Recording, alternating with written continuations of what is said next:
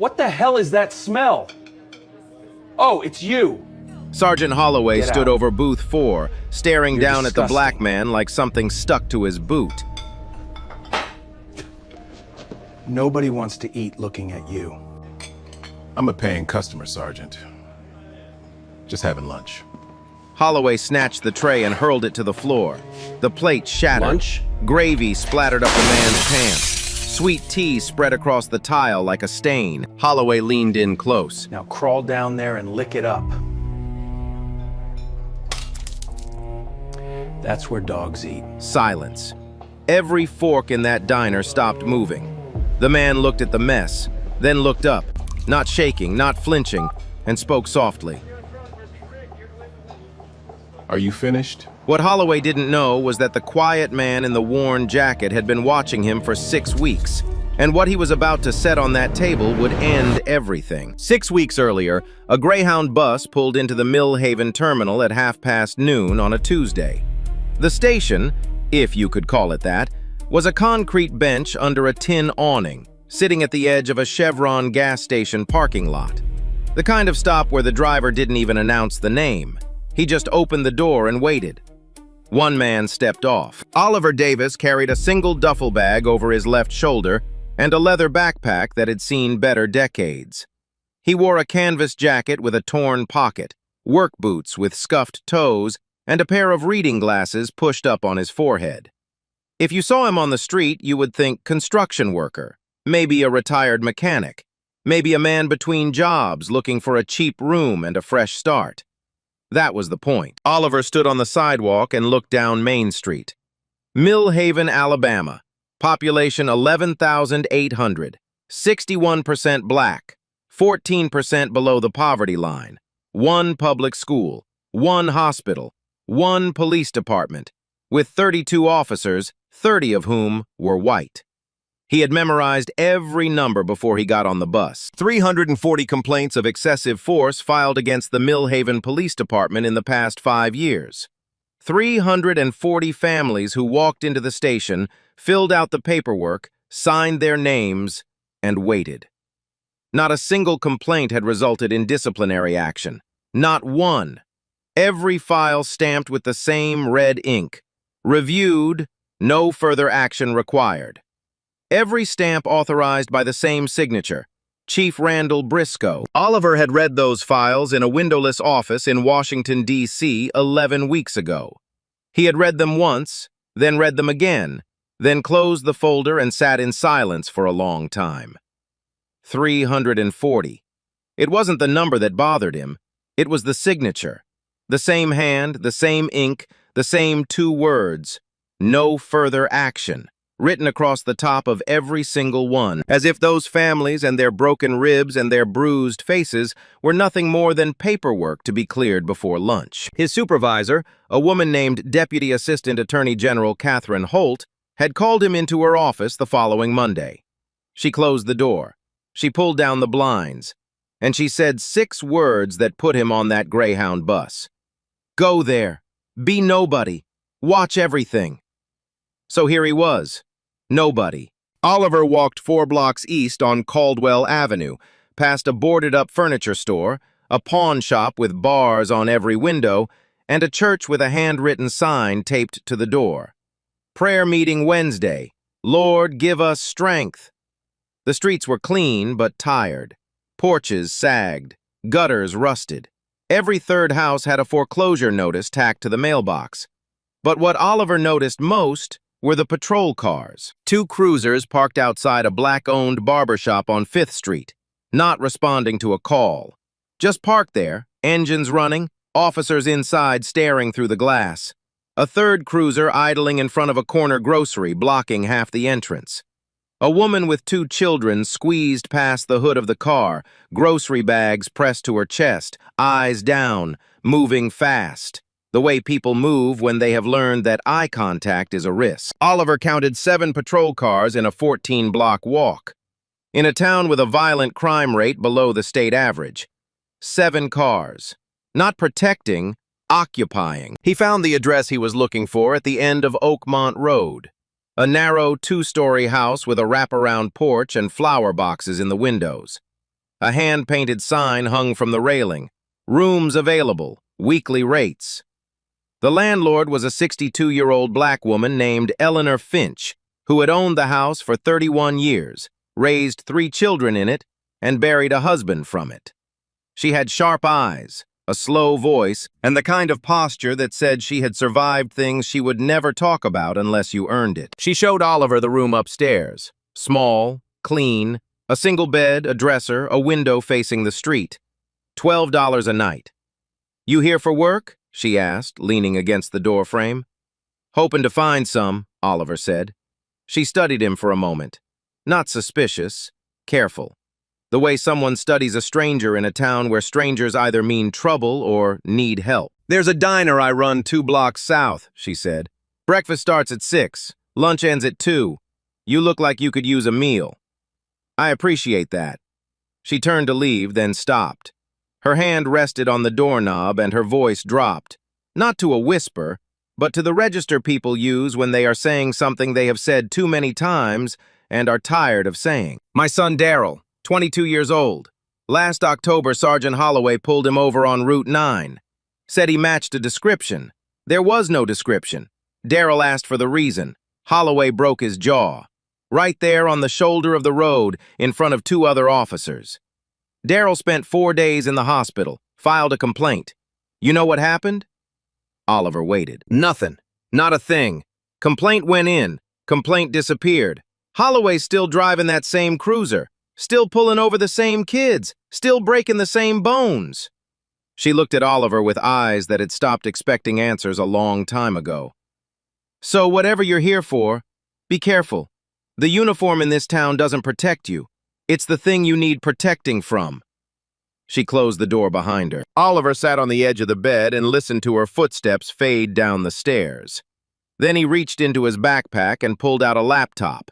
Not the kind you buy at Walmart, but a government-issued ThinkPad with an encrypted hard drive and a biometric lock that required his right index fingerprint to open. He pressed his finger to the sensor. The screen lit up. A single file was already open. The header read, U.S. Department of Justice, Civil Rights Division, case number CR-2024-0891. Subject, Millhaven Police Department, Pattern and Practice Investigation. Classification, confidential, undercover field assignment. Lead investigator, Oliver J. Davis, senior investigator. He scrolled through the first 30 pages. Names, dates, incident reports, medical records, photographs of bruises shaped like boot prints, a spreadsheet of civil asset forfeitures with dollar amounts that didn't add up, a map of traffic stops color-coded by the race of the driver. The black neighborhoods lit up like a heat signature. Oliver closed the laptop. He removed his reading glasses and set them on the dresser. Then he walked to the window and looked out at Oakmont Road. The streetlights were just coming on. A patrol car drifted past, slow and deliberate, its headlights sweeping across the front of Eleanor's house like a searchlight scanning a perimeter. He watched it pass. He did not flinch. He did not step back from the window. He had 6 weeks. 6 weeks to walk their streets, eat in their diners, sit in their churches, and watch what the Millhaven Police Department did when they believed no one of consequence was looking. Tomorrow morning he would walk into Eleanor's diner, sit down in booth 4, and order a chicken fried steak.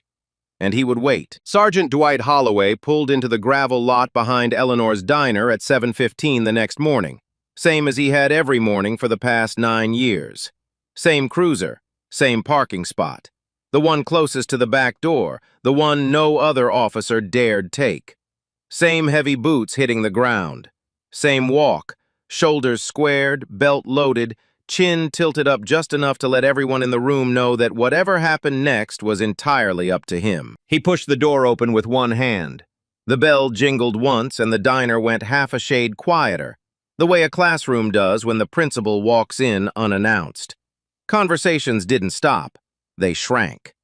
Eleanor was behind the counter, wiping the same spot she had already wiped twice. She didn't look up. She could identify Holloway by the sound of his boots, that slow, deliberate, heel-first stride that said, I own the ground I walk on. Morning, Eleanor. Coffee, black. And don't make me wait like last time. She poured it without a word.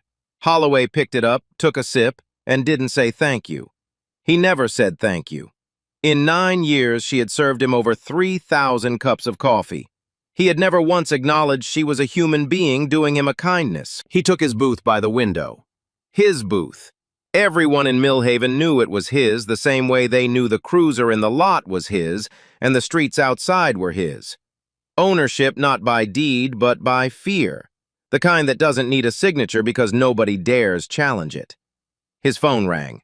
He answered on speaker, loud enough for the entire diner to hear. Yeah, last night, that little punk on Caldwell handled it. He laughed, a short, dry sound like a cough that enjoyed itself. Kept running his mouth about his rights. So I taught him what rights look like face down on a hood. A woman in the corner looked down at her eggs. A man near the register suddenly became very interested in his receipt. Eleanor's hand tightened around the dish rag. Reacting in front of Holloway was a luxury that came with consequences. That was when Deputy Cole Shepard walked in. Shepard was 36, lean and eager in the way small men are eager when they stand next to bigger ones. He had been Holloway's partner for 4 years, which meant he drove the second cruiser, laughed at every joke, backed every story, and never questioned an order. Shepard was not bad the way Holloway was bad. He was something worse, a man who had made cowardice his career. He knew what Holloway did. He watched it happen. He wrote the reports that made it disappear. Dwight. Shepard nodded toward booth 4. Who's that? Holloway looked over.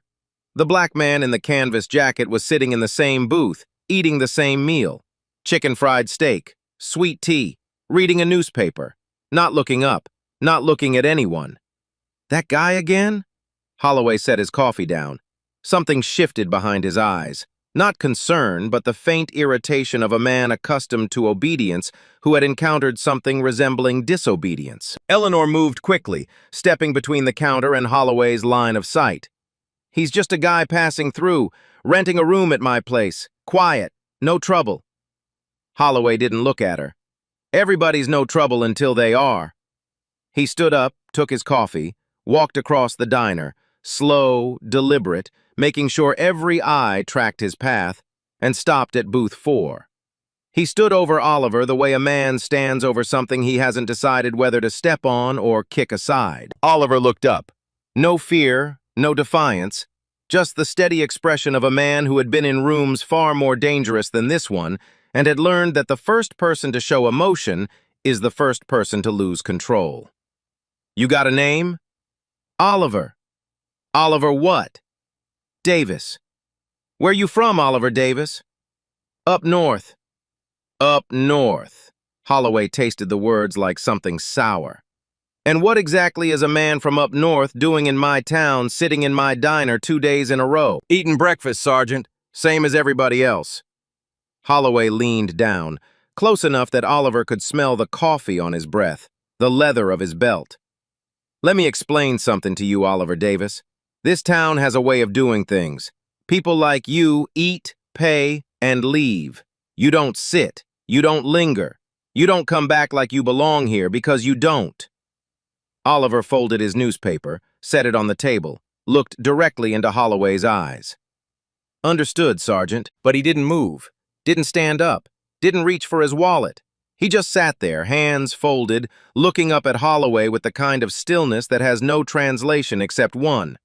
I am not afraid of you. Holloway held the stare for 3 seconds. Then he straightened up, turned, and walked back to his booth. He sat down hard, picked up his coffee, didn't drink it. Shepard leaned over. Want me to run his name? Don't bother, he's nobody. But Holloway kept looking at booth 4 for a long time after that. And somewhere behind his eyes, in a place he would never admit existed, something unfamiliar flickered. Brief, faint, instantly buried. Doubt. By the 3rd morning, Oliver Davis had become a fixture in booth 4, the way a crack in the wall becomes a fixture. Easy to ignore at first, impossible to stop noticing once you've seen it. He arrived at 6:45. He ordered the chicken fried steak. He drank his sweet tea slowly, read whatever newspaper Eleanor had left on the counter, and sat with the unhurried patience of a man who had no appointments, no deadlines, and absolutely nowhere else to be. He spoke to Eleanor when she brought his food. He thanked Nadine Buckley, the young waitress, when she refilled his tea. He said good morning to anyone who passed his booth. And then he sat, and he watched, and he waited. It was the waiting that bothered Holloway, not the man's presence. Holloway had dealt with presence before. Presence could be removed. A traffic citation, an ID check, a casual mention of a loitering ordinance that may or may not exist. Presence was a problem with simple solutions. But waiting was different. Waiting implied purpose.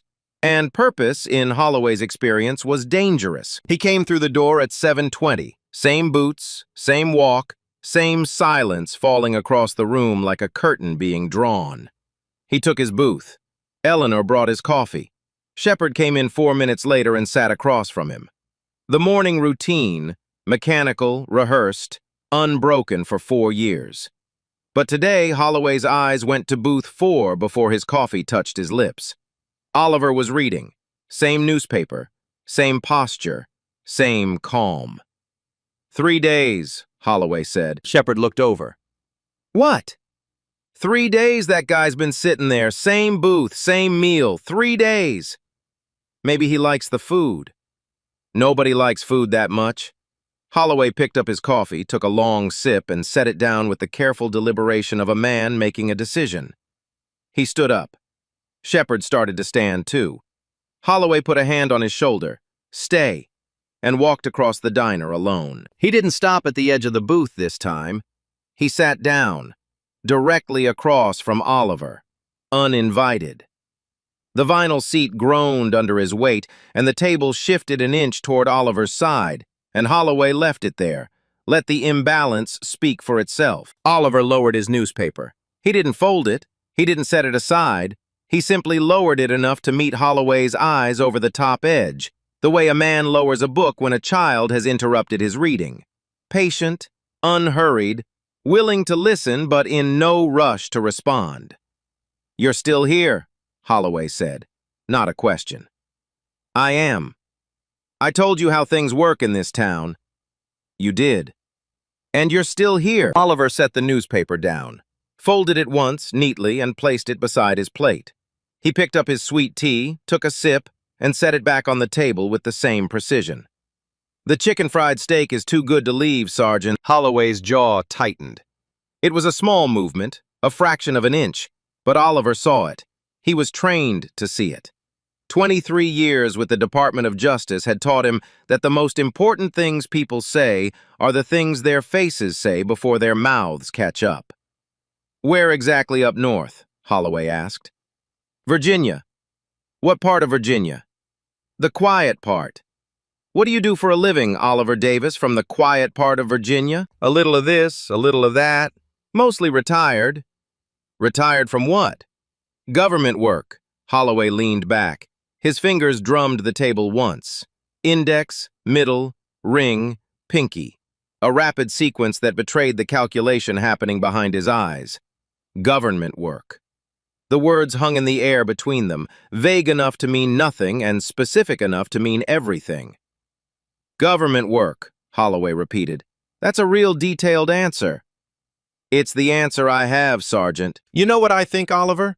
I think a man who sits in the same booth 3 days straight, orders the same meal, reads the same newspaper, and gives vague answers about where he's from and what he does, I think that man is either hiding something or looking for something.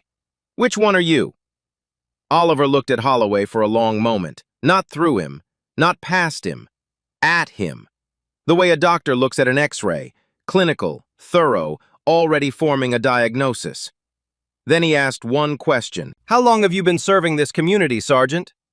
The words were ordinary. The tone was ordinary. But something in the construction, "serving this community," landed differently than Holloway expected. It didn't sound like small talk. It didn't sound like deflection. It sounded like the first question on a form, the kind of form that comes with a case number and a federal letterhead. Holloway didn't answer. For 3 full seconds, he sat perfectly still, his fingers frozen mid-drum on the table. The diner seemed to hold its breath around them. Eleanor, behind the counter, stopped wiping. Nadine, halfway between 2 booths with a coffee pot, stopped walking. Then Holloway blinked. The moment broke. "Long enough to know who belongs here," he said. "And who doesn't?" He stood up. The vinyl exhaled. He straightened his belt, tugged the hem of his shirt, and looked down at Oliver with an expression that was meant to be authority, but had, for the first time in 20 years, a hairline fracture running through it. He walked back to his booth. Shepard was waiting. "What was that about?" "Nothing. Guy's a drifter. He'll move on." But Holloway didn't pick up his coffee. He sat with both hands flat on the table, staring at the window but not seeing the parking lot, not seeing the street, not seeing anything except the echo of that question. "How long have you been serving this community?" Turning over and over in a part of his brain he rarely used. It was the word serving. Nobody used that word, not in Millhaven. People said working, been on the force, been a cop. Nobody said serving. That was a word from press conferences and disciplinary hearings and congressional testimony. That was a word with weight. That evening, in the small room above Eleanor's house, Oliver opened his laptop and typed a single entry into the case file. Day 3. Subject exhibits established pattern of intimidation, verbal degradation, physical posturing, territorial control of public spaces. Escalates when met with non-compliance. Does not adapt strategy when provocation fails. Recommend continued observation. Subject will self-escalate. He closed the laptop, removed his glasses, looked out the window at the patrol car drifting past Eleanor's house for the second time that hour, its headlights sweeping across the porch like a searchlight that had learned to be patient. Oliver had measured Holloway in 3 days. He knew the type. The aggression was real, but beneath it was something fragile, an authority built entirely on the silence of others. Remove the silence, and the authority collapses. All Oliver had to do was keep sitting in booth 4, keep ordering the chicken fried steak, keep being calm, and wait for Holloway to do what men like Holloway always do when they cannot make someone afraid.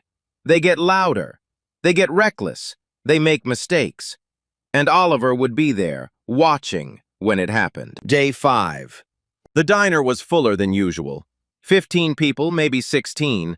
A couple in their 70s sharing a plate of biscuits and gravy near the door. A young mother with a toddler in a high chair by the window.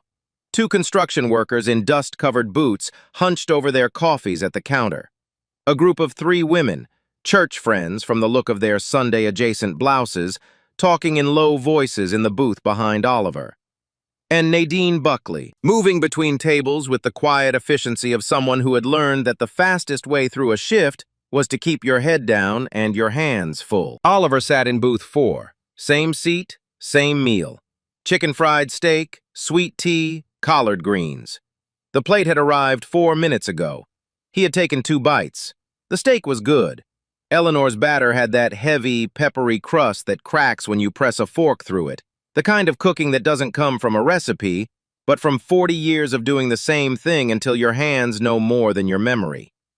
He was not reading the newspaper today. He was watching the door. He had felt it coming since yesterday. The shift in Holloway's rhythm, the way a man who has been circling a problem stops circling and starts moving toward it. 3 days of Oliver sitting in booth 4 without flinching had done something to Holloway that Holloway himself probably couldn't name. It wasn't anger. Anger was simple. This was something deeper, the slow, corrosive realization that his authority had been tested by stillness and found insufficient. Men like Holloway didn't process that realization quietly. They processed it with their hands. The door opened at 7:31. Holloway came in first. Boots, belt, badge, the full weight of the Millhaven Police Department compressed into one man's walk. Behind him, Shepard.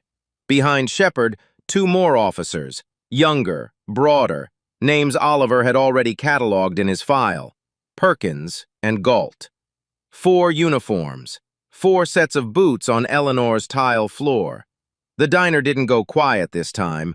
It went dead. The old couple stopped chewing. The young mother pulled her toddler closer. The construction workers stared into their coffees as if the answers to very important questions had suddenly appeared at the bottom of their mugs.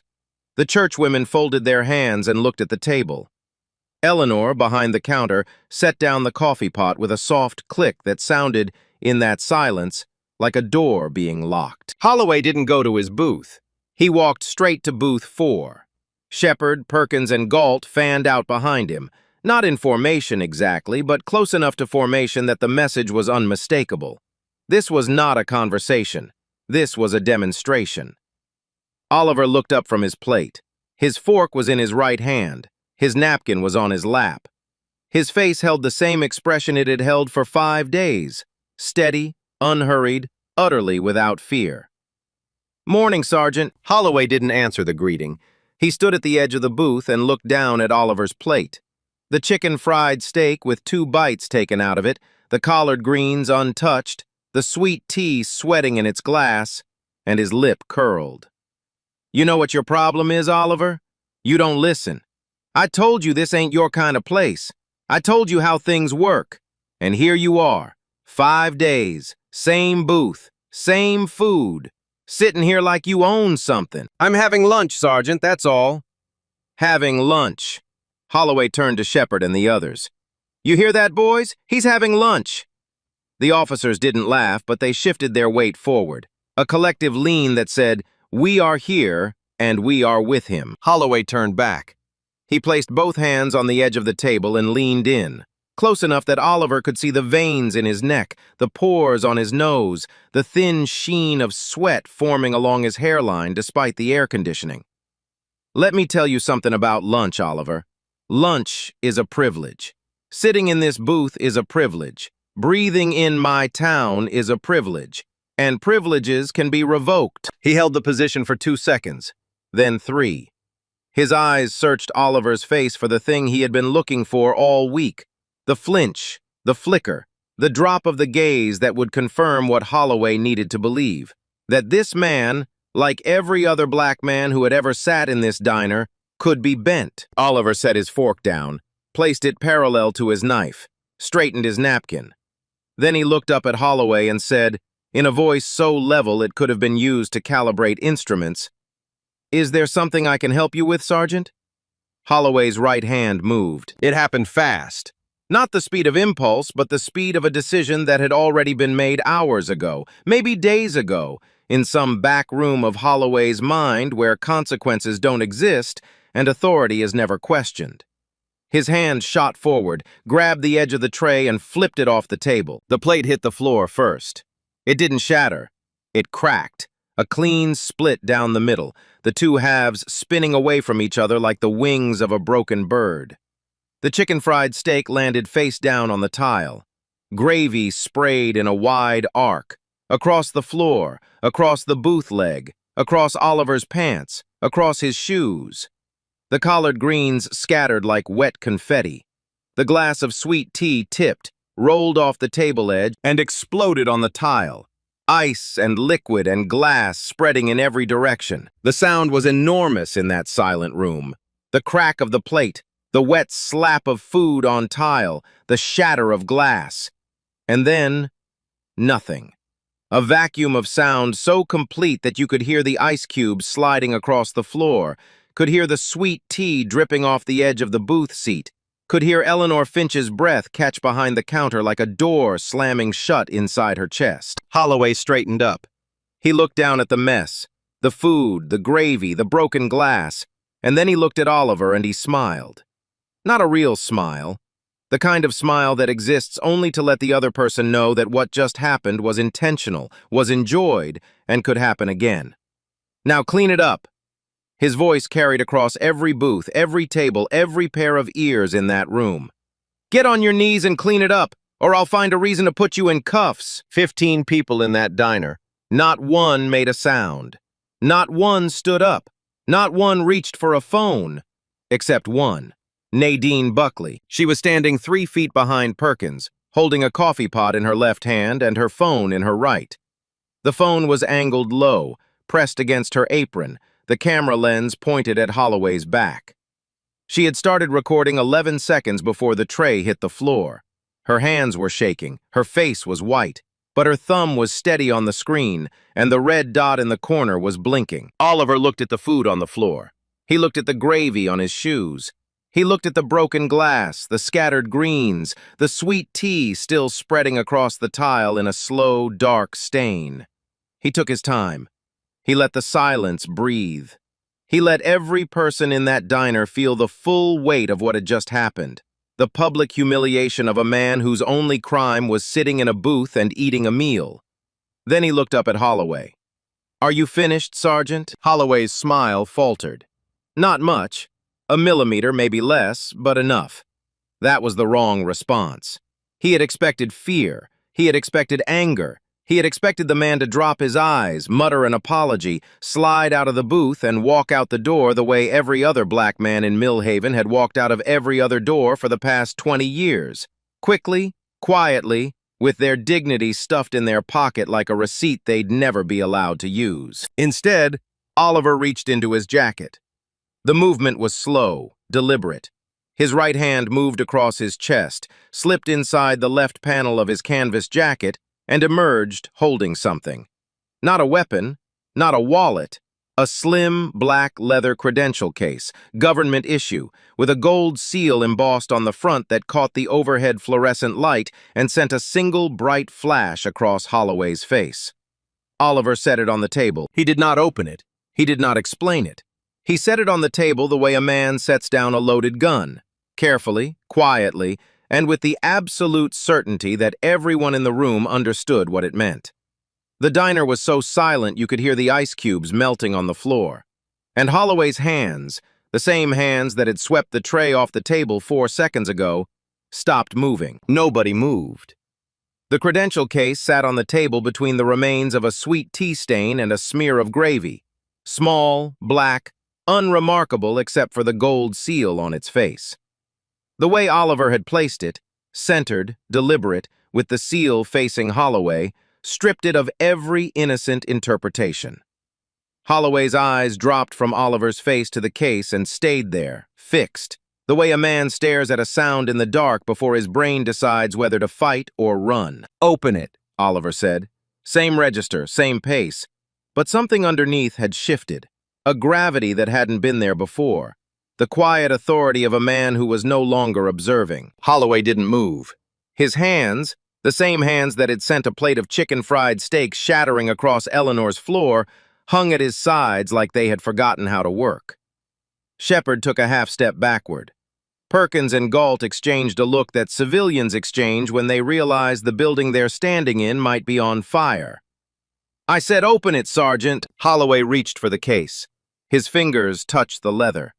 They were trembling, not dramatically, but with the fine, involuntary vibration of a man whose nervous system had received information his brain was still refusing to process. He flipped it open.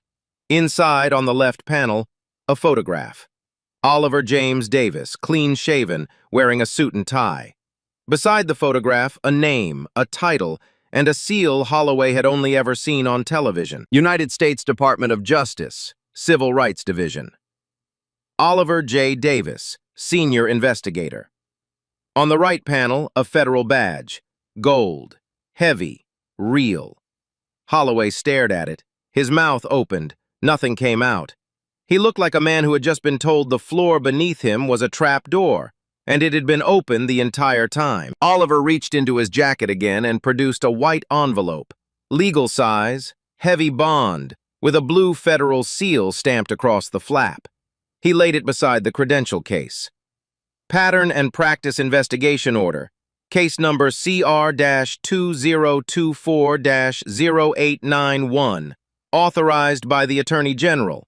It names the Millhaven Police Department as the subject of a federal civil rights investigation active for the past 6 weeks. He paused. Let the words settle like stones dropped into still water. I have spent those 6 weeks living in this town, eating in this diner, walking your streets, watching what you do when you believe no one of consequence is watching. Holloway's face had gone the color of old paper. Not white, not gray, but something between. The color of a man watching his career, his freedom, his identity drain out through his feet. I'm not finished. The two words hit the room like a door slamming. Holloway's mouth closed. Oliver stood up, taller than Holloway by 3 inches, a fact invisible when he was sitting, folding newspapers, eating chicken fried steak, playing the quiet man who bothered no one. Standing with the credential case open and the federal seal catching the light, he was something else entirely. Sergeant Holloway, over 6 weeks I have documented 14 incidents of verbal intimidation, 9 illegal detentions, 4 uses of excessive force, and a pattern of racial targeting spanning every precinct in this department. I have your body camera footage, your radio transmissions, your personnel file, and as of 4 seconds ago, 15 eyewitnesses to a federal officer being assaulted by a local law enforcement officer in a public establishment. He looked at Holloway the way a surgeon looks at an X-ray, confirming what he already suspected. That is a federal felony carrying up to 20 years, Sergeant. The diner was so quiet you could hear the compressor in Eleanor's refrigerator cycling behind the counter. You could hear the sweet tea still dripping from the booth edge. Drip, drip, drip, like a clock counting down something that had already ended. Eleanor stood behind the counter with both hands pressed flat, eyes wide, tears forming that she did not wipe away. 20 years she had poured that man's coffee and swallowed her words and watched him break her neighbors and her son. Now she was watching him stand with shaking hands, his badge meaning nothing, and a federal seal on her table that meant everything. Shepard had backed against the wall, his hand gripping his radio the way a drowning man grips a rope, unsure whether to call for help or pray nobody answered. Perkins and Galt stood like statues, frozen in the posture of men who had just realized the chain of command they followed for years led directly off a cliff. Oliver picked up the credential case, closed it, slipped it into his jacket. He held the envelope out to Holloway and waited. Holloway took it. His hands shook so badly the envelope rattled against his fingers like a leaf in a wind only he could feel. Oliver looked at him one last time. Then he stepped over the broken plate, the scattered greens, the puddle of sweet tea, the remains of the lunch Holloway had dumped 5 minutes and an entire lifetime ago, and walked toward the door. He did not look back. Behind him, 15 people, 4 officers, 1 federal investigation order, and the sound of sweet tea dripping onto tile. Drip, drip, drip. Then Eleanor Finch exhaled, a long, shuddering breath that sounded like 20 years leaving her body all at once. Nadine Buckley sat in her car in the parking lot behind Eleanor's diner for 11 minutes before she looked at her phone. Her hands hadn't stopped shaking since Holloway walked out. She had clocked out early, told Eleanor she felt sick, which wasn't entirely a lie, and gone straight to her 10-year-old Honda Civic with the cracked windshield and the air freshener that had stopped smelling like anything 3 months ago. She locked the doors. She put both hands on the steering wheel. She breathed. Then she picked up her phone and watched the video. 2 minutes and 14 seconds. The audio was muffled in places. The phone had been pressed against her apron, but the visual was clear enough. You could see Holloway standing over booth 4. You could see his hand grab the tray. You could see the plate crack on the floor, the gravy spray across Oliver's pants, the sweet tea explode on the tile. You could hear him say it, "Clean it up or I'll find a reason to put you in cuffs." And you could see what happened next. The credential case on the table. Holloway's hands were freezing. The badge, the seal, the silence. Nadine watched it twice. The second time, she paused on the frame where Holloway's face changed. That exact moment when the smirk collapsed and something behind his eyes broke like a window hit by a stone you didn't see coming. She opened TikTok. She typed a caption. "Cop dumps black man's food on the floor. Watch what happens next." She added no filters, no music, no edits. She pressed the post. Then she put the phone on the passenger seat, drove home, and didn't look at it again until the next morning. By then, the video had 2 million views. The algorithm caught it within the first hour. TikTok's content engine, that invisible architecture of engagement metrics, watch time ratios, and share velocity, identified the video as a high retention piece before most of Millhaven had gone to bed. The completion rate was 94%, which meant nearly everyone who started watching finished watching. The share rate was 3 times the platform average. The comment section hit 10,000 entries before midnight. By noon the next day, it had 11 million views. By that evening, 38 million. It was no longer a TikTok video. It was a national event. The hashtag came first. Hashtag #DinerJustice. Born in a reply from a college student in Atlanta who typed it without thinking and watched it climb the trending board within 6 hours. Then came the second hashtag, hashtag Oliver Davis, which split the conversation in a direction nobody expected. Because the internet did not agree. The first wave was outrage, pure, clean, unified outrage, the kind that floods comment sections and quote retweets and group chats with the same 3 words. Did you see this? People shared the video with captions like, "This is America," and "This cop thought he was untouchable," and "Wait for the ending." News accounts picked it up. Influencers reposted it. The view count climbed like a fever chart. But the second wave arrived by the following morning, and it carried a different current. So the DOJ sent an undercover agent to entrap a local cop? That's not justice. That's a setup. This whole thing feels staged. Who just happens to be filming at the exact right moment? Federal overreach. They're trying to destroy local law enforcement. The divide hardened fast. On one side, civil rights advocates, black community leaders, legal analysts, and millions of ordinary people who had watched the video and felt their stomachs drop when the tray hit the floor. On the other side, police unions, conservative commentators, and a vocal online faction who framed the story not as justice, but as entrapment, not as accountability, but as an attack on the men and women in blue. A Fox News segment ran under the headline, "DOJ Sting Operation Targets Small-Town Cop. Where are the boundaries?" A CNN panel countered with, "Millhaven is every town. The systemic racism we refuse to see." Twitter became a battlefield. Reddit threads stretched to thousands of comments. Facebook groups formed overnight. Justice for Millhaven on one side. Back the blue, Holloway was set up on the other.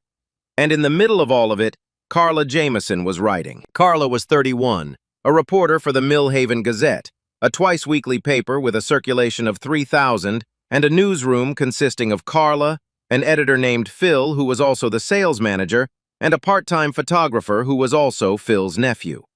The Gazette covered school board meetings, high school football, and the occasional zoning dispute. It had never broken a national story. It had never needed to. But Carla had lived in Millhaven her entire life. She had grown up watching Holloway's cruiser roll past her grandmother's house. She had written 6 stories in the past 3 years about police complaints. Small stories buried in the back pages, read by no one who could do anything about them. She had filed public records requests that were denied, delayed, or simply ignored. Now the world was watching. And Carla had something the national outlets didn't. She had names. Her first article went up on the Gazette's website at 9 that morning. It was titled, "The Man in Booth 4, What Millhaven Already Knew." It included interviews with 4 witnesses who had been in the diner, a timeline of the incident, and a list of 17 previous complaints filed against Holloway, with dates, case numbers, and outcomes. Every single one stamped, "No further action required." The article was shared 42,000 times in its first day.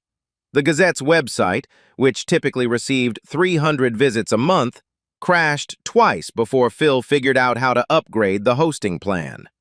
That afternoon, the Millhaven Police Department issued a statement. It was 3 paragraphs long, written in the careful, anesthetized language of institutional self-preservation. The Millhaven Police Department is aware of the video circulating on social media. Sergeant Dwight Holloway has been placed on administrative leave with pay pending an internal review. The department is committed to the highest standards of professional conduct and will cooperate fully with any inquiries. We ask the public to refrain from drawing conclusions before all facts are known. Administrative leave with pay. The phrase landed on the internet like gasoline on a campfire. Within an hour, it was a meme. Holloway's face superimposed over a beach scene with the caption, "Assaulted a federal officer. Got a paid vacation."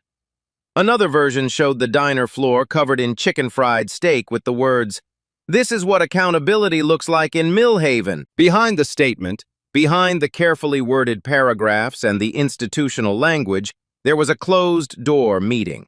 Chief Randall Briscoe sat in his office with Holloway, Shepard, and the department's attorney, a man named Clifton Price, who had represented the department in every complaint, every review, and every quiet settlement for the past 12 years. "This will blow over," Briscoe said. He was 61, heavy-set, with the ruddy complexion of a man who drank bourbon neat and considered it a food group. He had been chief for 16 years. In that time, he had signed 340 complaint dismissals, approved Holloway's use of force reports without reading them, and maintained the kind of departmental discipline that depended not on rules, but on silence. "It's a federal investigation, Randall," Price said. "This doesn't blow over." "The hell it doesn't. We've handled feds before. They come in, they poke around, they file a report, and 6 months later it's in a drawer in Washington collecting dust." But Price didn't answer. He was looking at his phone, scrolling through the Gazette article, reading the complaint numbers. The same numbers he had helped bury, now displayed on a screen that 38 million people had already seen. That evening, Eleanor Finch appeared on CNN. She sat in a studio in Birmingham, wearing a blue dress she had ironed that morning, her hands folded in her lap, her voice steady in the way that voices are steady when they have been carrying something heavy for a very long time and have finally been given permission to set it down. 20 years, she said. 20 years that man walked into my diner and treated my customers like they were less than human. 20 years I served him coffee and said nothing because saying something meant losing everything. My business, my home, my family's safety. She paused, looked directly into the camera. My son Daryl filed a complaint after Holloway broke his jaw. You know what happened? Nothing. Same as every other complaint in this town, nothing happens here. That's the system. Nothing happens until someone from the outside comes in and forces it to happen.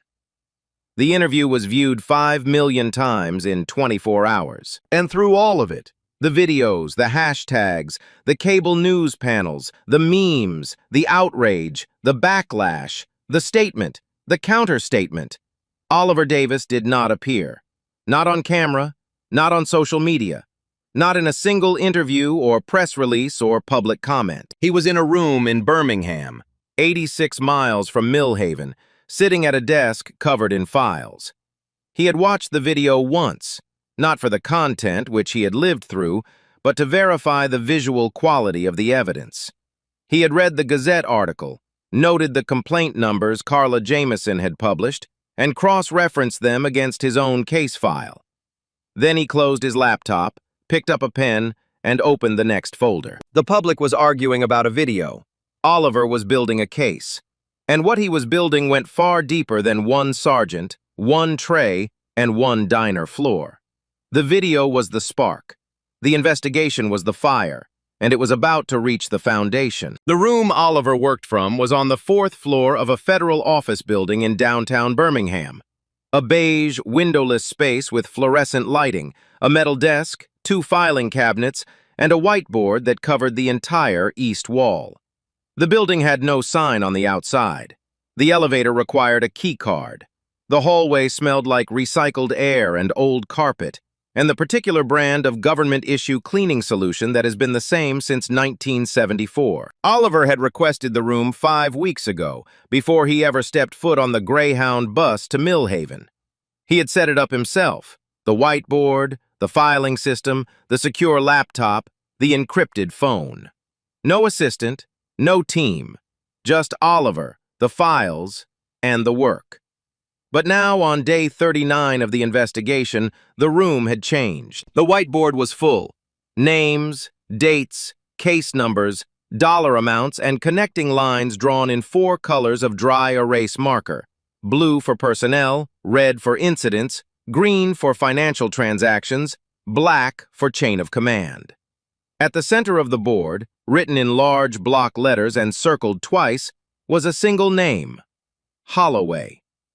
Radiating outward from that name like the spokes of a wheel were 31 connecting lines, each one leading to a documented incident, a complaint number, or a financial record. But Holloway was no longer the center of what Oliver was looking at, because on the second day after the diner incident, Oliver had found the money. It started with a routine background check, the kind every federal investigation runs on its primary subject: employment records, tax filings, property ownership, credit reports, bank statements. Standard procedure. Most of it came back unremarkable. Holloway earned $84,000 a year. He owned a 3-bedroom house on Birch Lane, assessed at $162,000. He drove a department-issued cruiser and a personal Ford F-150 with 63,000 miles on it. He had one credit card with a $4,000 balance and a checking account with the Mill Haven Community Bank. He also had a second account. It was at a bank in Tuscaloosa, 60 miles away, far enough to avoid the tellers who knew him, close enough to drive in an afternoon. The account had been opened 7 years ago under Holloway's legal name, with a mailing address listed as a P.O. box in a strip mall on Route 82. The current balance was $183,600. Oliver stared at the number for a long time. $84,000 a year in salary, $183,000 in a hidden account. The math did not work. It had never worked. And when the math doesn't work, the money is talking. You just have to learn its language. He called Agent Philip Stanton. Stanton was FBI, 44 years old, based in the Birmingham field office, with 14 years of experience in public corruption cases. He was tall, quiet, methodical, and possessed the rare investigative quality of being genuinely boring to talk to, which meant that suspects consistently underestimated him. Oliver had worked with him twice before. He trusted him the way you trust a bridge you've already crossed in a storm. "I need financial forensics on a Tuscaloosa account," Oliver said, "and I need subpoena authority for the Mill Haven municipal budget, specifically the Asset Forfeiture Fund." "You think this goes past the sergeant?" "I know it does. I just don't know how far yet." Stanton arrived in Birmingham 2 days later with a team of 3, a forensic accountant, a data analyst, and a paralegal who specialized in municipal finance. They set up in the room next to Oliver's and began the work that would, over the following 2 weeks, dismantle the financial architecture of the Mill Haven Police Department, one transaction at a time. The story the money told was simple in its mechanics and devastating in its scope: civil asset forfeiture. The legal practice, controversial, widely criticized, and still technically lawful in Alabama, that allows law enforcement to seize cash, vehicles, and property from individuals suspected of criminal activity without requiring a conviction, without, in many cases, requiring an arrest. The premise was that the property itself was guilty, a legal fiction that allowed officers to take money from people's pockets, label it as evidence, and deposit it into a departmental fund with minimal oversight. In most departments, civil asset forfeiture was a small line item, a few $1,000s a year, a seized vehicle here, a confiscated envelope of cash there. In Mill Haven, it was an industry. Over the past 5 years, the Mill Haven Police Department had seized $2,100,000 in cash and property through civil asset forfeiture. $2,100,000. From a town of 11,800 people, 61% of whom were black, 14% of whom lived below the poverty line. Oliver laid the numbers out on the whiteboard in green marker, column by column, year by year. Year 1, $312,000 seized. Year 2, $389,000. Year 3, $421,000. Year 4, $455,000. Year 5, $523,000. The line was not just going up, it was accelerating. Each year the department seized more, not because crime was increasing, but because the seizures themselves had become the point. The fund had grown from a tool into a revenue stream, from a revenue stream into a dependency. and from a dependency into a machine that required human fuel to keep running. And the fuel was black. Stanton's data analyst ran the demographic breakdown.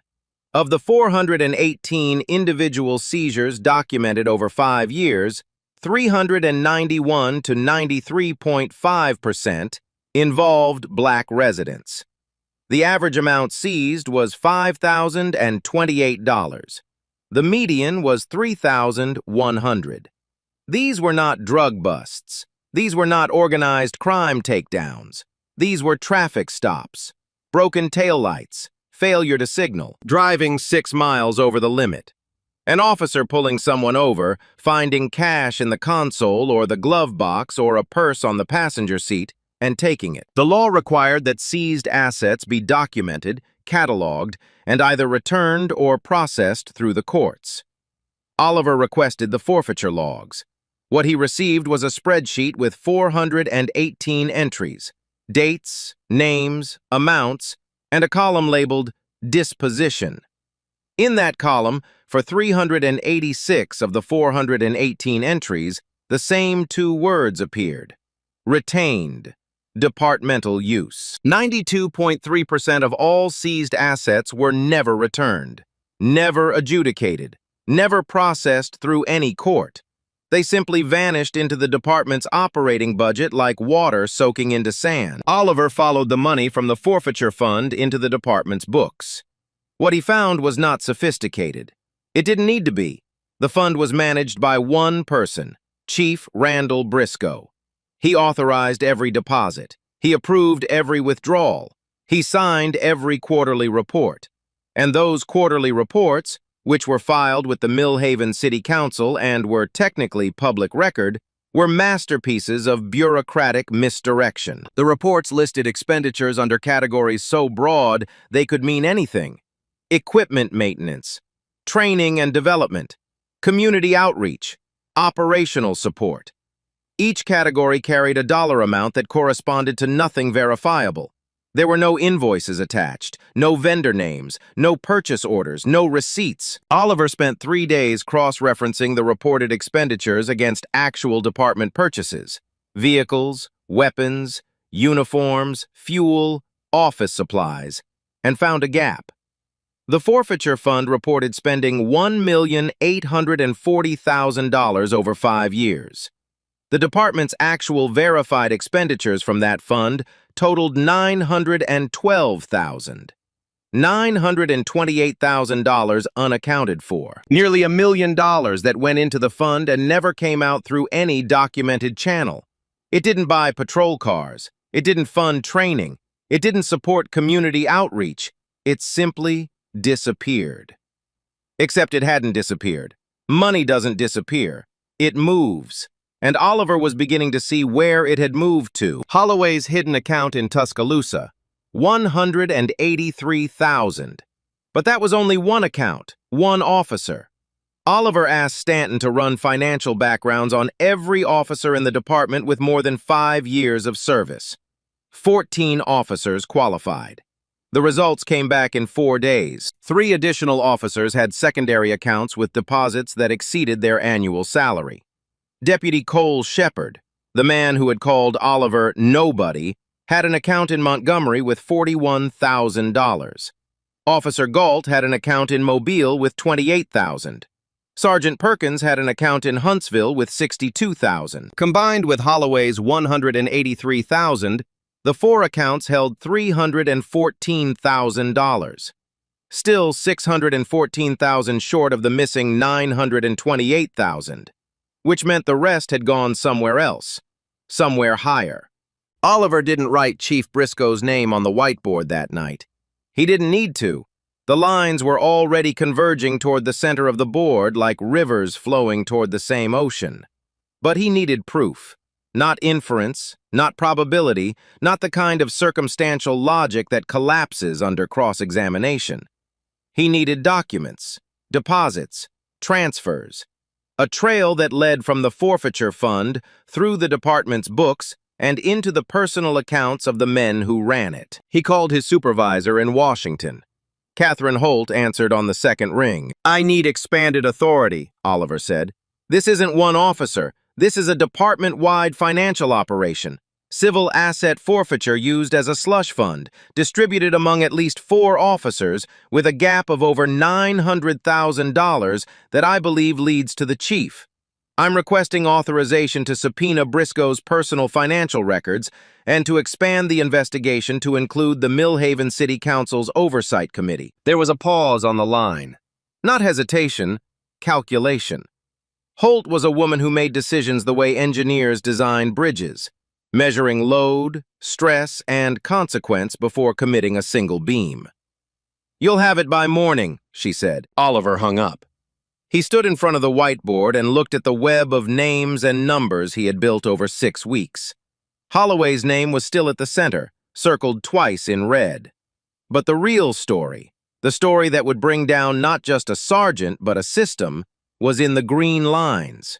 The money, the forfeiture fund, the quarterly reports signed by one hand, the accounts that shouldn't exist. The $928,000 that had been taken from the pockets of people who couldn't afford to lose it and funneled into the pockets of men who wore badges and called it law enforcement. 340 complaints.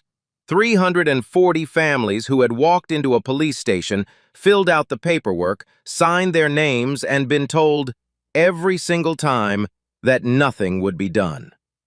Oliver turned off the light. The whiteboard glowed faintly in the dark, the dry erase lines catching the green glow of the emergency exit sign above the door. Tomorrow, the subpoenas would arrive.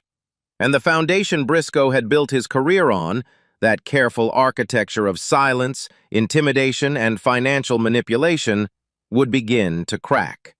It was not going to blow over. Terrence Wilkins had not spoken about what happened to him in 3 years. Not to his wife, not to his mother, not to the pastor at Greater Hope Baptist who had asked him gently, twice, if there was something he wanted to talk about. Terrence had smiled both times, said he was fine, and changed the subject. He was good at changing the subject. He had become good at a lot of things since that night. Sleeping with the lights on, avoiding Route 9, checking his rearview mirror every 30 seconds, and folding the truth into a small, hard shape, and burying it so deep inside himself that most days he could almost pretend it wasn't there. But it was there. It was always there. The night it happened was a Thursday in October 3 years ago. Terrence was 31 then, driving home from his shift at the distribution warehouse outside of town. He was on Route 9, doing the speed limit, both hands on the wheel, radio tuned to a gospel station his mother liked. He had worked 10 hours. He was tired. He wanted to get home, eat the plate his wife had left in the microwave, and fall asleep on the couch. The blue lights appeared in his rearview mirror at 9:14. He pulled over immediately. He turned off his engine. He placed both hands on the steering wheel at 10 and 2, the way his father had taught him when he was 16, the way every black father in Millhaven taught every black son before they were old enough to drive. Hands visible, mouth shut. Survive the stop. Holloway approached the driver's side window. He was alone. No partner. No body camera running. Terrence didn't know that at the time, but he would learn it later, in the worst possible way. License and registration.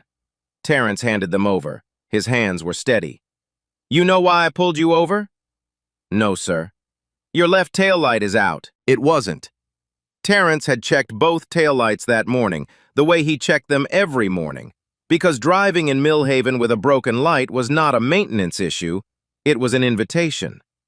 "I checked it this morning, sir. It was working." That was the sentence. 5 words. Polite, factual, and delivered in the most respectful tone Terrence Wilkins had ever used in his life. And it was the sentence that changed everything. Holloway told him to step out of the car. Terrence complied. Holloway told him to put his hands on the hood. Terrence complied. Holloway told him to spread his legs. Terrence complied. Then Holloway asked if he had any cash in the vehicle.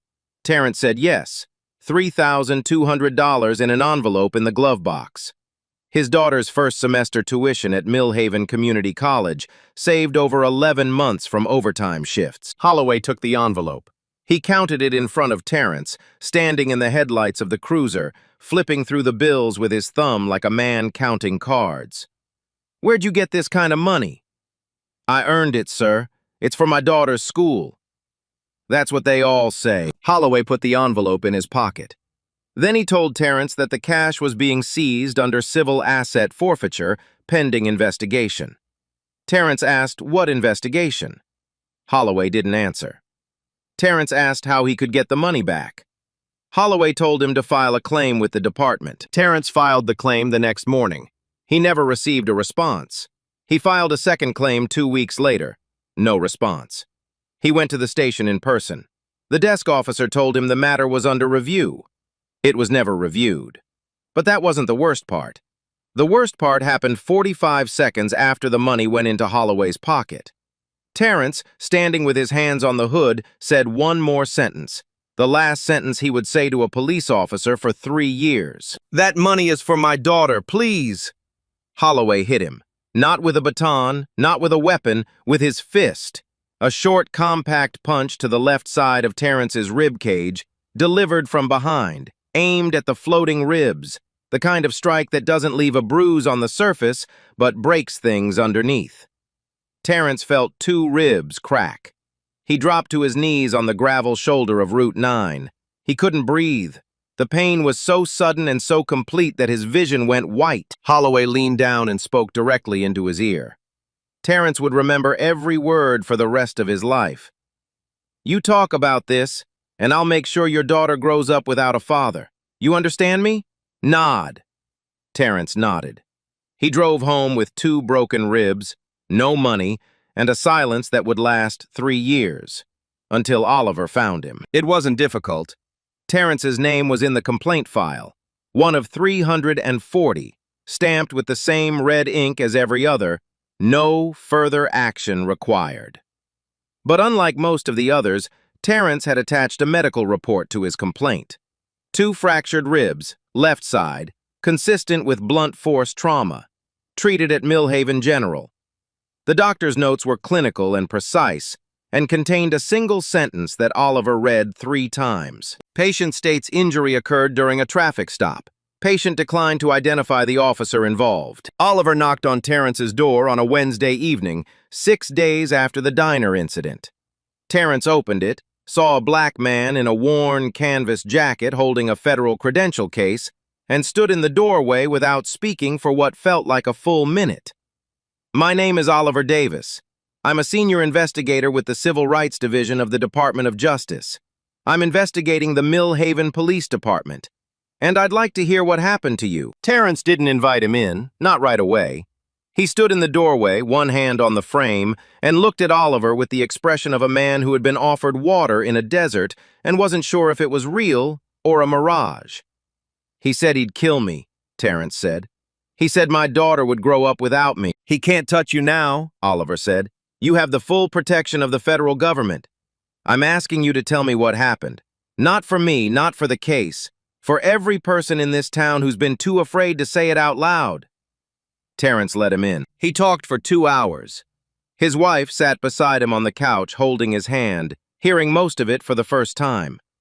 When he described the punch, the sound it made against his ribs, the way the gravel felt on his knees, the words Holloway whispered in his ear, his wife closed her eyes and squeezed his hand so hard her knuckles turned white. Terrence was not the last. Over the following 9 days, Oliver and Stanton contacted 23 individuals whose names appeared in the complaint files. Of those 23, 4 agreed to provide sworn testimony under federal protection. A warehouse worker whose car had been seized during a traffic stop and never returned.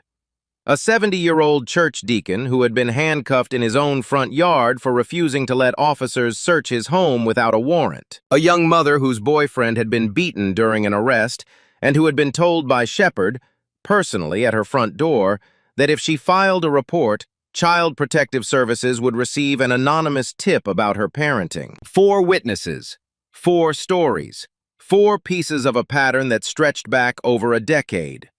But the piece that broke the case open did not come from a victim.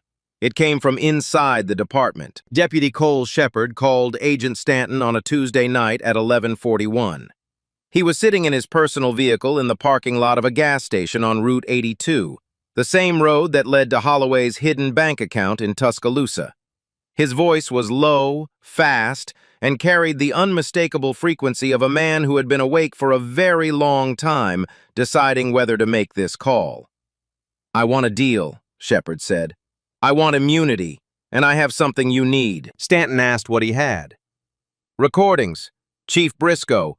Audio recordings of direct orders to delete body camera footage after use of force incidents. I've been keeping them for 2 years. 19 recordings. Dates and times logged." Stanton was quiet for 3 seconds. "How soon can you be in Birmingham?" Shepard arrived at the Federal Building at 7 the next morning. He brought a personal laptop and an external hard drive. On the hard drive were 19 audio files, each one time-stamped, each one containing a conversation between Shepard and Chief Briscoe. The recordings were devastating. In one, dated 14 months earlier, Briscoe's voice was clear. "Delete it, Cole. All of it.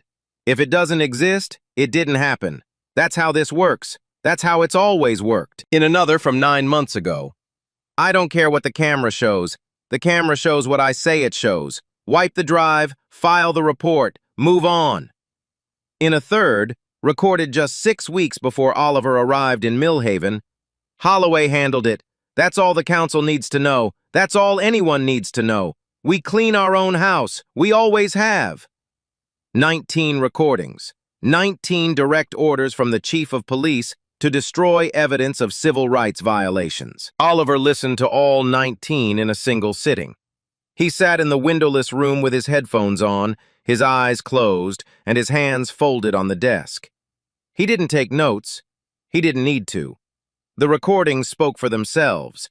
The casual tone, the mechanical efficiency, the absolute confidence of a man who had been destroying evidence for so long that it had become routine, like taking out the trash. When the last recording ended, Oliver removed his headphones. He opened the case file on his laptop and typed a single line. "Evidence sufficient for federal prosecution. Recommend scheduling of public hearing." He picked up the phone and called Judge Adrian Knowles at the federal courthouse in Birmingham. The conversation lasted 4 minutes. "Tomorrow, 9 a.m., federal courthouse, public hearing." Oliver hung up. He looked at the whiteboard. The names, the lines, the numbers, the web of corruption he had spent 6 weeks mapping in 4 colors of dry erase marker. Holloway at the center. Briscoe above him. Shepard, Perkins, Galt branching off to the sides. And at the bottom, written in small letters that Oliver had added on the first day, a line that was not a name or a number, but a count. 340. 340 complaints. 340 families. Tomorrow they would hear every one of their names read into the federal record. Oliver turned off the light. Tomorrow he would stand in a courtroom and lay it all on the table. The money, the recordings, the testimony, the data, all of it. The way he had laid his credential case on the table in booth 4 of Eleanor's diner. Quietly, deliberately, and with the absolute certainty that what he was setting down could not be swept onto the floor. The Hugo L. Black Federal Courthouse in Birmingham, Alabama, sits on the corner of Richard Arrington Jr. Boulevard and 5th Avenue North. A limestone building with tall windows, bronze doors, and the kind of quiet, deliberate architecture that exists to remind you that what happens inside is permanent. Names carved into courtroom walls do not get erased. Testimony entered into the federal record does not get deleted. And decisions made under that roof do not blow over. At 8:15 on a Tuesday morning, the hallway outside courtroom 3B was already full. Reporters filled the first 2 rows of the gallery. CNN, MSNBC, Fox News, the Associated Press, Reuters, and 14 local outlets from across Alabama and the surrounding states. Camera crews lined the back wall. A court officer had set up an overflow room down the hall with a live video feed for the 60-plus people who couldn't fit inside. Outside the courthouse, a crowd had gathered on the sidewalk, some carrying signs, some carrying phones, some simply standing in the early morning heat because they had driven from Millhaven and wanted to be present for what was about to happen, even if they could only watch it on a screen. Online, the live stream had already reached 2 million viewers before the hearing began. The number would climb to 4 million by midday. At 8:55, the courtroom doors opened and the principals took their places. On the left side of the room, the defense table. Sergeant Dwight Holloway sat in a gray suit that didn't fit him well. The jacket tight across the shoulders, the collar pressing against a neck accustomed to a uniform. His hands were on the table. His face was the color of cold oatmeal. Beside him, his attorney, a man from Tuscaloosa whose name would not matter after today. Behind them, at a separate table, Chief Randall Briscoe sat with Clifton Price, the department's attorney. Briscoe wore his dress uniform, pressed and pinned, as if the costume could substitute for the authority it once represented. His jaw was set. His eyes moved constantly, scanning the room, the gallery, the cameras, looking for something that wasn't there. Control. He was looking for control, and for the first time in 16 years, he could not find it. On the right side, the prosecution table. Agent Philip Stanton sat with the forensic accountant and the paralegal, 3 banker's boxes of documents stacked beside their chairs. The boxes were labeled by category: financial, personnel, audio, testimony, in black marker, neat and precise. And at the center of the table, one empty chair. At 9 o'clock exactly, Judge Adrienne Knowles entered the courtroom. She was 58, silver-haired, with the kind of presence that did not require volume. She had presided over federal civil rights cases for 22 years. She had seen corruption in uniforms before. She had seen men in suits lie under oath. She had learned, over 2 decades on the bench, that the most important thing a judge can do in a courtroom is not speak. It is listen. This hearing is convened pursuant to the authority of the United States Department of Justice, Civil Rights Division, in the matter of case number CR-2024-0891, the United States versus the Mill Haven Police Department. Lead investigator, please take the stand. The side door opened. Oliver Davis walked into the courtroom. He wore a charcoal gray suit, a navy blue tie, and black Oxford shoes polished to a mirror finish. His hair was trimmed close. His posture was straight. His credential case was clipped to his breast pocket, the gold DOJ seal visible from every seat in the room. He looked nothing like the man in the worn canvas jacket who had sat in booth 4 eating chicken fried steak. He looked nothing like the man Holloway had called a stray. He looked nothing like the man whose lunch had been dumped on a diner floor while 15 people watched in silence. He looked like exactly what he was: a senior federal investigator with 23 years of service who had spent 6 weeks inside the machinery of a corrupt police department and was now prepared to take it apart, piece by piece, in front of the entire country. Oliver took the stand. He adjusted the microphone. He opened a folder, and he began. 6 weeks ago, I sat in a diner in Mill Haven, Alabama, and ordered a chicken fried steak. It ended up on the floor. The courtroom was silent. Not the uncomfortable silence of people waiting for something to happen, the deep, compressed silence of people who know that what is happening right now will be remembered. What I am about to present is the result of a 42-day undercover investigation into the pattern and practice of civil rights violations by the Mill Haven Police Department.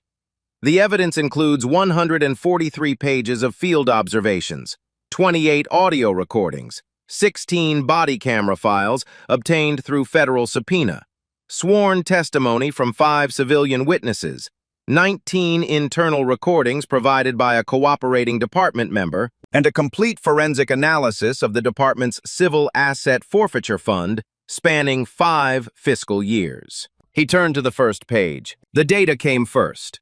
Oliver presented it the way a surgeon presents a diagnosis, without emotion, without editorializing, letting the numbers carry their own weight. $2,100,000 seized through civil asset forfeiture over 5 years. 93.5% of seizures targeting black residents. 92.3% of seized assets never returned. 340 complaints filed, every single one dismissed by Chief Briscoe. 0 disciplinary actions. 0 internal investigations.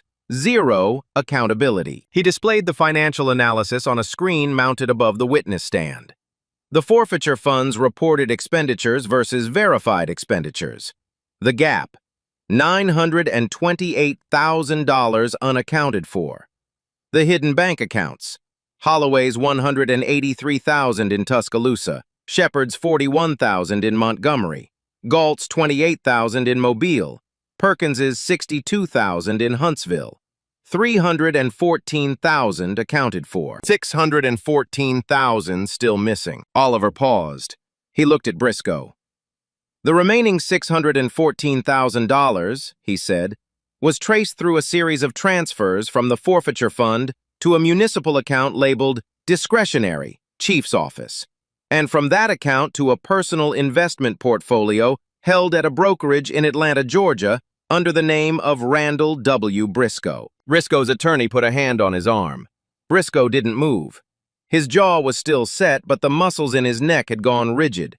Two cords of tension running from his collar to his skull like cables holding up a bridge that was already swaying. Then Oliver played the recordings. The courtroom heard Briscoe's voice for the first time. Calm, casual, administrative. Delete it, Cole. All of it. If it doesn't exist, it didn't happen. The words came through the courtroom speakers with the clarity of a man who had said them so many times they had lost all weight, the way a prayer loses meaning when it becomes routine. But in this room, under these lights, with cameras recording and 2 million people watching, the words carried the weight of a confession. The second recording. I don't care what the camera shows.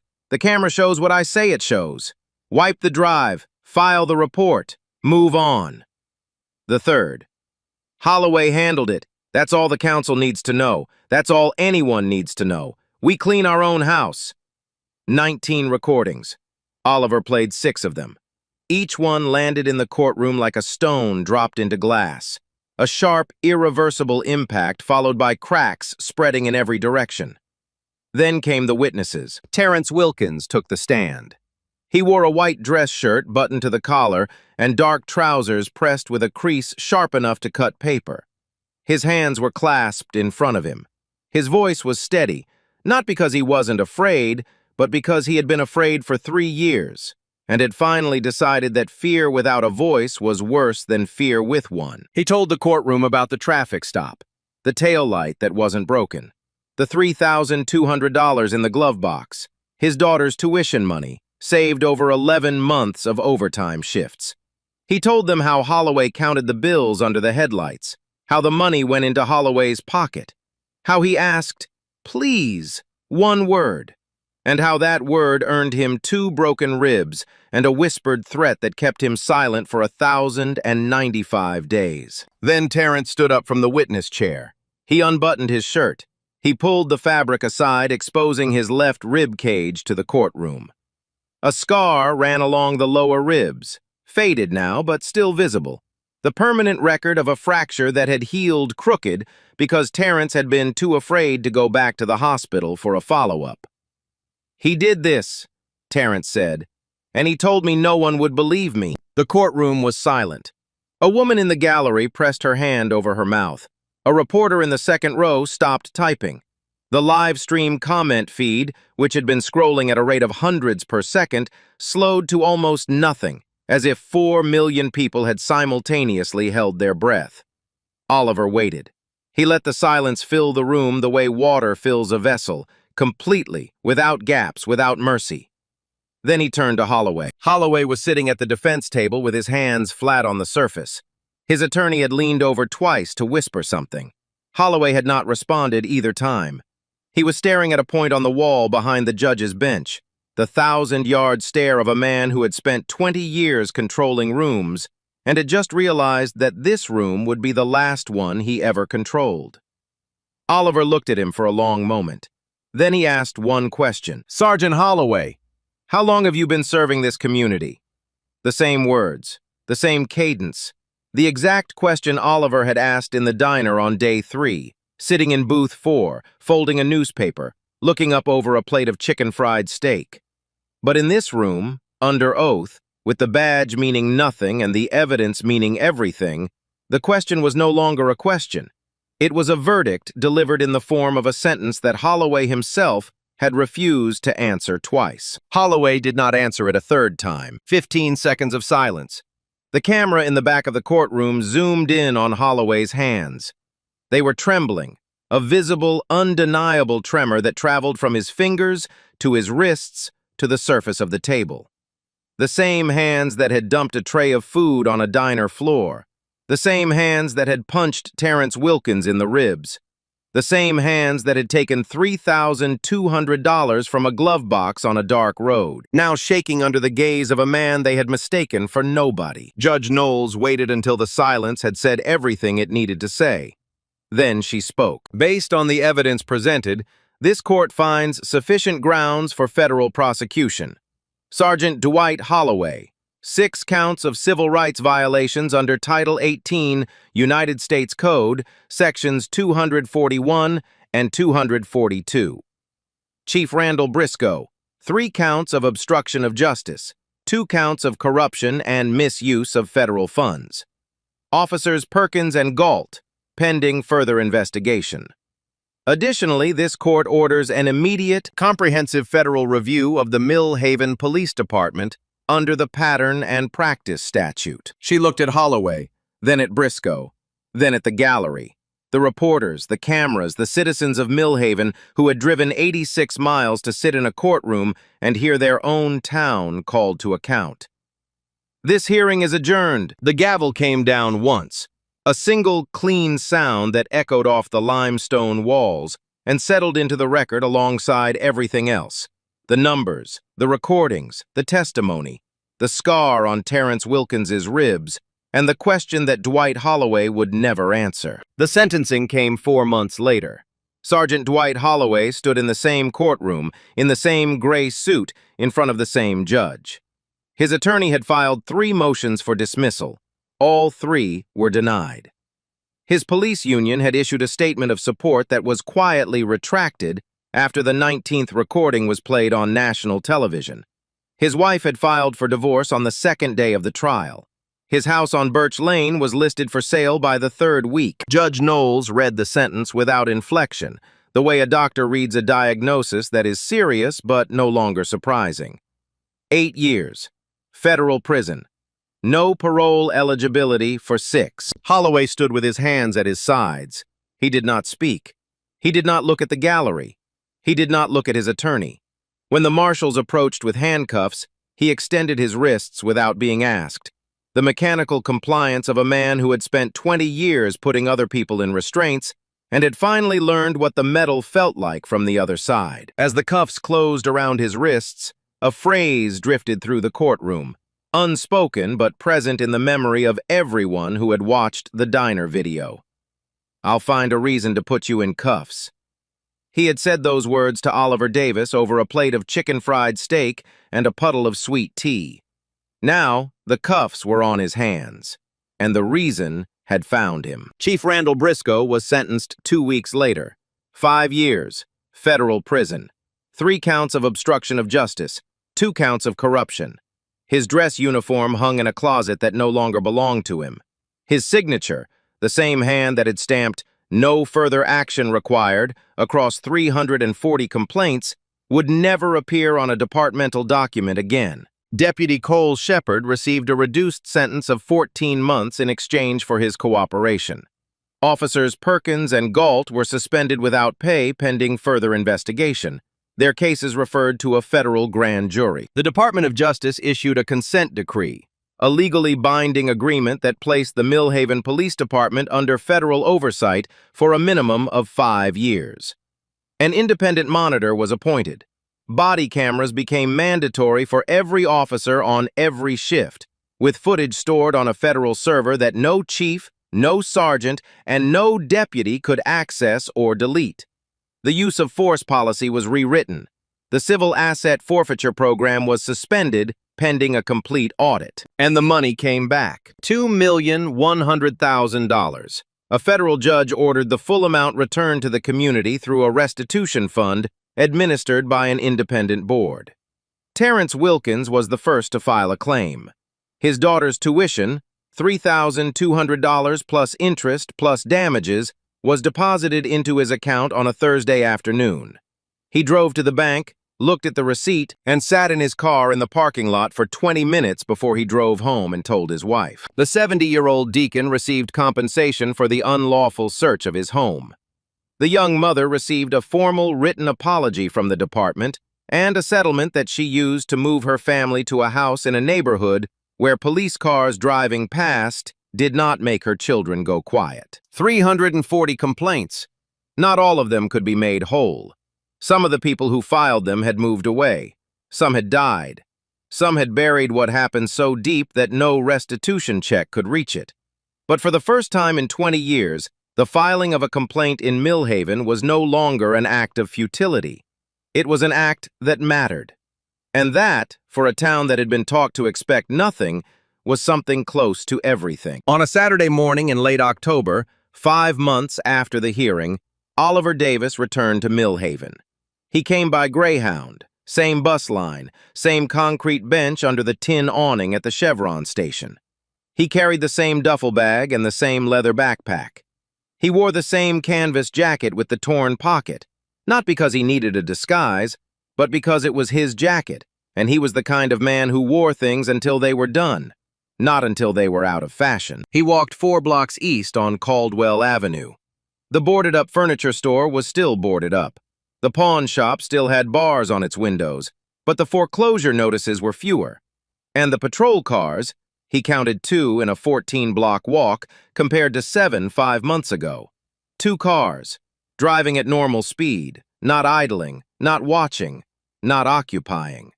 He reached Eleanor's diner at 11:30. The bell above the door jingled when he walked in. Eleanor was behind the counter, same apron, same posture, same sharp eyes. Nadine Buckley was between tables with a coffee pot. A couple sat in the booth by the window. A man at the counter was reading a newspaper. The diner was quiet in the way that diners are supposed to be quiet. The comfortable silence of people eating, talking, existing without fear. Eleanor saw him. She didn't say anything for a moment. She just looked at him, standing in the doorway in his worn jacket, duffel bag over his shoulder, and something moved across her face that was too complex for a single word. Relief, gratitude, grief, pride. The expression of a woman who had waited 20 years for someone to walk through her door and change something, and who was now looking at that person and trying to figure out how to say thank you for something that shouldn't have needed to be done in the first place. She walked to booth 4.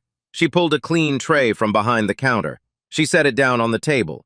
Chicken fried steak, collard greens, sweet tea, and a side of cornbread that wasn't on the menu but was on the house. Oliver sat down. He looked at the tray. He looked at Eleanor. "This one's on me," she said, "and it's staying on the table." Oliver smiled. It was the first time anyone in Millhaven had seen him smile, a small, quiet expression that didn't ask for anything and didn't announce anything. The smile of a man who had done what he came to do and found, in a plate of chicken fried steak served without fear, the only receipt he needed. He ate slowly. He thanked Nadine for the refill. He folded his napkin when he was done, and he left a $100 bill under the plate, tucked beneath the edge so it wouldn't blow away when the door opened. Then he picked up his bags, walked out into the afternoon sunlight, and headed for the Greyhound station. The bus was waiting. The driver opened the door. Oliver stepped on, took a window seat near the back, and watched Millhaven shrink behind him. The rooftops, the steeple of Greater Hope Baptist, the water tower with the town's name painted in letters that were starting to fade. He didn't look back. The diner was still there. The booth was still there.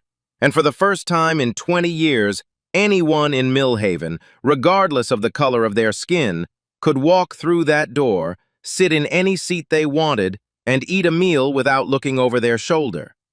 But Oliver knew what the numbers told him, and the numbers told him this: Millhaven was one town, one investigation, one diner, one tray of food dumped on one floor. Across America, in small towns and big cities, in diners and courtrooms and the back seats of patrol cars, how many lunch trays were hitting the floor right now, with nobody watching? How many Holloways were still wearing badges? How many Eleanors were still pouring coffee in silence? And how many people were sitting in booth 4, waiting for someone to notice? If this story moved you, subscribe. Because every week we bring you stories of people who refused to stay silent. Drop a comment. What would you have done if you were sitting in that diner? And share this with someone who needs to hear it. Because the next Oliver Davis might be watching. Holloway thought he was putting a nobody in his place, but Oliver Davis had been watching him for 6 weeks, and that credential case on the table, it ended everything. What I keep thinking about is this. 340 families walked into that police station, filled out the paperwork, signed their names, and every single time the same stamp came back. No further action required. 340 times they were told their pain didn't count. But Oliver didn't show up loud. He showed up quiet. He sat in booth 4, ordered his chicken fried steak, and let the truth do the work. That's the lesson. Dignity doesn't need to fight back with anger. Sometimes the most powerful thing you can do is simply refuse to move. I want to ask you something real. Have you ever been dismissed? Told your complaints didn't matter? Made to feel like nobody? Because NNR served that man's coffee for 20 years in silence. Not because she was weak, but because survival sometimes looks like waiting for the right moment. That moment came. Tell me in the comments, whose courage in this story hit you hardest? Oliver's patience, Terrence speaking up after 3 years, or Nadine quietly hitting record? Subscribe to Black Voice Uncut, because every week, real people remind us the truth always finds its table.